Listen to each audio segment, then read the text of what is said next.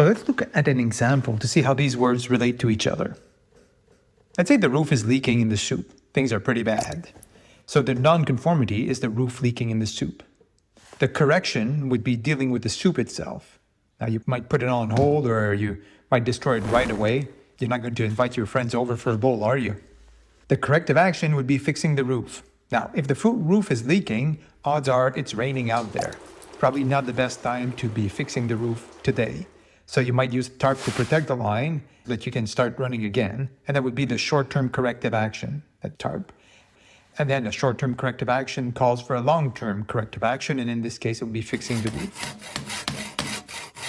Now, odds are that wasn't the only weak spot on that roof. It'd be nice to catch those weak spots and fix them before they start leaking in the soup.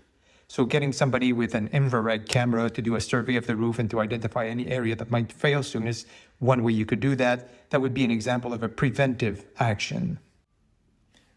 The severity for this issue is critical because the product is contaminated. Now, normally, to assign a risk level, we consider both the likelihood and the severity. Or in this case, we could say the frequency and the severity. But for critical situations, the frequency is somewhat irrelevant. We're not waiting for 2 or 3 contaminations to call it critical. 1 is critical, 2 is critical, 3 is critical. All that being said, now we need to think of the cause. The cause is the reason the roof was leaking. And don't tell me it was leaking because it was raining. I know that. What is it that we did or what is it that we didn't do that led to the roof leaking? Maybe there's no maintenance program for the roof. That would be a good example. Maybe maintenance uses the same approach to fixing roof as they use for changing light bulbs. They wait until there's a problem and then they deal with it.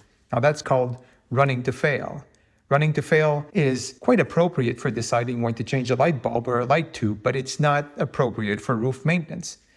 So that lack of a program could be the cause.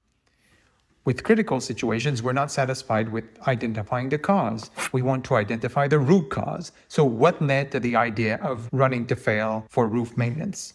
Now, root cause analysis is complicated exercise. It takes hours or days to dig in and figure out what really happened. So we're not going to do that now. But let's say the whole team did that. One of the things they might have come up with is that maintenance usually waits for QA to identify building issues. And then they think their job is to fix whatever they are told to fix, instead of taking an active role at figuring out what needs to be fixed and taking responsibility both for the diagnostic as well as for the repairs. Now that we've identified a cause and a root cause, we need to go back to our corrective action and also address the cause and the root cause in that corrective action. So the corrective action will include implementing some sort of roof maintenance program, and it will also include ensuring that maintenance takes full responsibility for the maintenance of the building, including diagnostic. And finally, verification is how we make sure that the correction, the corrective action, and the preventive action were implemented properly and that they were effective. That means having a look at the roof repair, probably while it's raining, not on a sunny day. And let's also look at the report from whoever assessed the roof. Did they make recommendations? Did we follow the recommendation? Did we schedule the work? Was the work done? Are the work orders complete? So let's follow up to make sure that those actions were actually taken, and let's go and see what that looks like. And then let's also make sure that the new roof maintenance program is implemented and effective, that the maintenance team is doing what they said they would be doing. And if the root cause concluded that the maintenance team was not taking accountability for identifying building maintenance needs, well, let's verify that they're doing that now as well.